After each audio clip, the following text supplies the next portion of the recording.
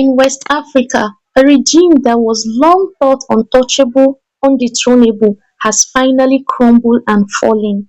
For long, this democratic dictator has been ruling the people of Ivory Coast, and the people have been longing and seeking for a day their freedom will come, but it looked like the freedom they seek for was not forthcoming. In the continent of Africa, this is a country the West praised so much for its stability, but quietly neglecting the dictatorship that the people go through, the brutality and the ill-mannered treatment the people and the citizens receive from the leaders.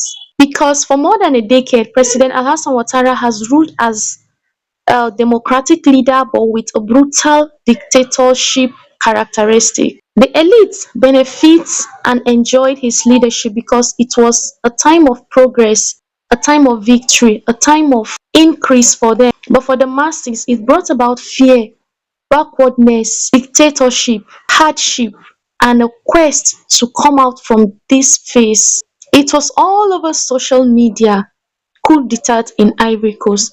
But before then, this man has presented himself to be very strong, very defendant. Who has been keeping him? Where does he get all of this confidence, power, protection from? It definitely was not just from within. He had a lot of external influence and power that gave him so much audacity, so much protection. But the military arose overnight and said, enough of all of this. Ouattara had ruled Ivory Coast 2 terms, but just like the people were celebrating that his rulership and leadership term has come to an end. But in 2020, he contested again. Funny enough, he won the election and now is leading and ruling the people for the third time. In 2016, when Ouattara won the second term of his leadership position in Ivory Coast, the people were hoping and praying that by 2020 a new leader will emerge. But to the shock of the people, there was a change in the constitution. The fear that gripped the hearts of the people and the manipulation that increased brought him back for the third time. And this time, everyone knew that they were in for it. It is either they survive it or they are doomed. And the people who revolted, who spoke against him or stand to question his authority and the things he did, were either sent on exile or unalived in certain ways. The constitution has been manipulated and twisted to suit his interest and his leadership terms. After the election in Ivory Coast, a lot changed and a lot happened. In Ivory Coast, opposition parties were completely crippled. Military enforcement agencies were turned to act like private agencies. The economy drastically dropped, leaving the youth jobless, hopeless, and wandering around the land like people without future. Democracy gradually became a key to one person who handled it like a family affair. This man has refused to hand over to a new leader, a new authority, and a new power. Gradually, the heart of the people was shifting. The mind of the people was being transformed. Both the elites, people at the grassroots, and even people in diaspora. People were already fed up and tired of the dictatorship leadership style of Ouattara. But gradually, the hearts of the people began to form. A lot of questions began to pop up from the heart of the youth and heart of people and indigenes within and even in diaspora. Why are we protecting the West? What is the West still doing on our land even when we have received our independence? Why are we protecting the West as if our lives depend on that? Why are activists being shot down, arrested, and unalived when we are supposed to protect them, listen to what they are saying, and act on it judiciously for the betterment of our country? But they never gave up on this activist movement, even though there was a lot of structures to shut them down and make sure they never arose. They still were doing the little they could. When the Sahel region took action, starting from Burkina Faso, Mali, Niger, that power was taken over by the military, and the transformation they saw in Burkina Faso and the actions taken by Ibrahim Traore triggered this and made them believe that there is still hope for Ivory Coast, there is still hope for its citizens and the people. There would come a time where Ouattara will no longer be the leader of Ivory Coast, and this has been in their hearts silently. The idea for a coup began to nurse and grow gradually because coup don't begins or start up with gunfires, war, attack, and violence. It starts silently in the hearts of people and they gradually take action. But something different happened in Ivory Coast. The activists that were supposed to be protected were either unalived or exiled. The people who revolted openly were imprisoned or unalived or sent on exile. On the outside, people saw Ivory Coast as a country which was in peace, stability, and unity, but in the inside, the people lived in fear, terror, and not knowing what next would happen. Civil service had little or no voice in Ivory Coast. The press was silent. Everything was looking as if it wasn't moving in the country again. And the worst happened because over a month, Ouattara went mute. There was no appearance of him on the press. There was no information about him. There was nothing to know or recount about him by the people. No public address. Rumor began to fly around. The citizens wondered and marveled. What could have gone wrong with the president? Was he planning to flee? Was he sick? What is going on? This was actually the moment the younger military guys were waiting for. Because coup don't just erupt, they unfold gradually. The silence of Ouattara and the silence of any political leader to come make a public address concerning his disappearance and quietness brought about a confirmation in the hearts of the younger military men that the country is falling apart and something is definitely going on somewhere. The idea was to strike even before the West intervened, to bring about liberation and freedom to the people. The code name was Operation Renaissance. The first target was the palace, and it started from there because there was an older military man who was in alignment with the movement. He sent the signal to the junior army, it's time, and they aligned to it and took action immediately. The first target was the NTI. Arriving there, there was no resistance. The army guards respected the flag, and so there was no restriction. And a junior officer who is barely 28 years old took the mic and declared that this is not a coup against the people, but this is a liberation movement to liberate the people from the dictatorship leadership of Ouattara, and this is a coup against Ouattara. The next target was the presidential residence. There was little resistance, gunshots, and revolt, but they were able to enter into the house. They did not find Ouattara. Rumor has it that he escaped 2 nights before the coup was declared through the aid of France military men. By noon, people's hopes increased. People were highly expectant of what would happen next, but the indigenous citizens' hope was higher, and their heart was more opened to what would happen next. But the truth is, Ivory Coast has long been considered as France's most reliable allies. French troops was strategically placed and located in Ivorian lands. They were handling and managing strategic infrastructural development and projects. And now, in a matter of hours, the entire influence began to slip off their fingers. Across the Atlantic, the United States released a similarly vague account. We each come and swiftly return to the democratic regime.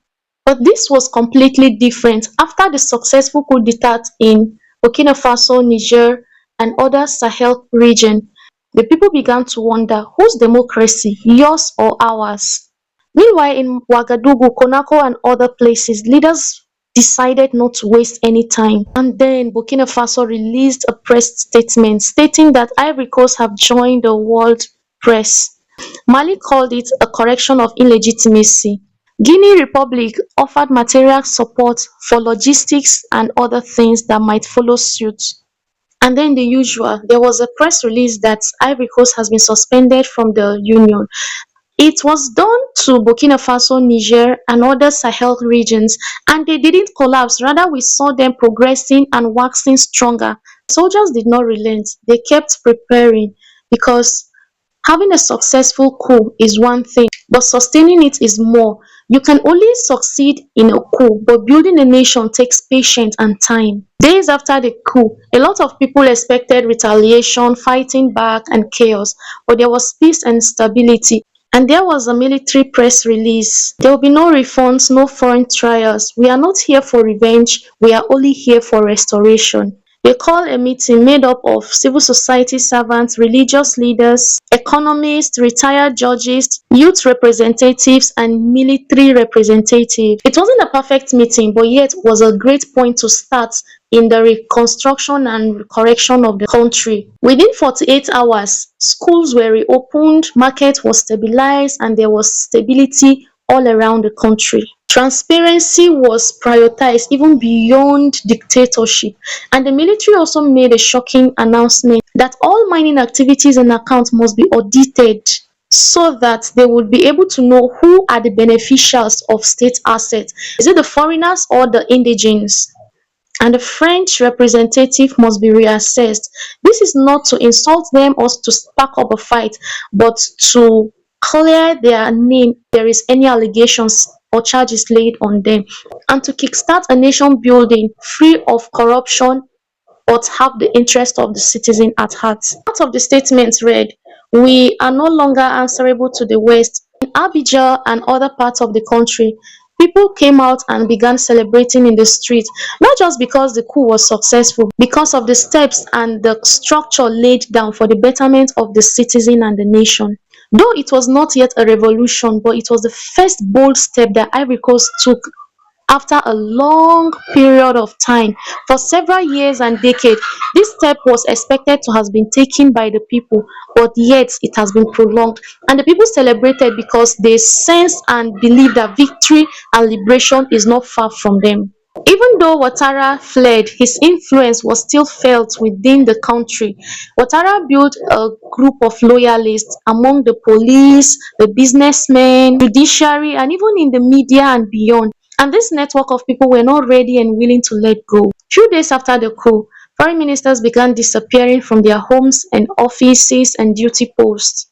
A few was caught trying to board private jets with bags loaded with cash. The transition government was very careful in handling them. Western banks denied wrongdoing, but the documents were there to prove it, because the people had felt this betrayal and this injustice for long.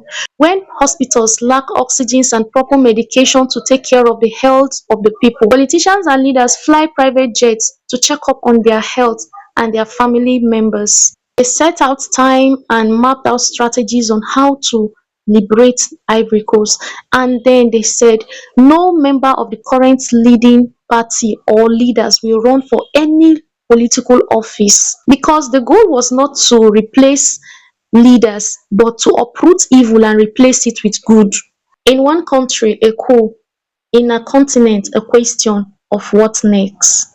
The event of Ivory Coast triggered a continent to awaken. In Senegal, students came together and organized forum titled "Can True Democracy Exist Under Foreign Economic Control?"